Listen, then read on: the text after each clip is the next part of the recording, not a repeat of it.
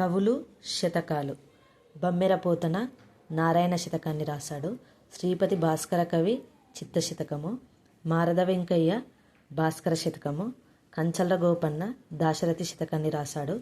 కాకుత్సం శేషప్ప కవి నరసింహ శతకం, పండిత రామసింహ కవి విశ్వకర్మ శతకం, ఆసూరి మరింగంటి పురుషోత్తమాచార్యులు శ్రీ వెంకటేశ్వర శతకము, వెంకట్రావు పంతులు శ్రీ భాగవరాంజనేయ శతకాన్ని రాశారు. యాదవాక్కుల అన్నమయ్య సర్వేశ్వర శతకం, దూర్జటి శ్రీకాళహస్తీశ్వర శతకం, ఎలకూచి బాలసరస్వతి మల్ల భూపాలీయం నీతి శతకాన్ని రాశారు.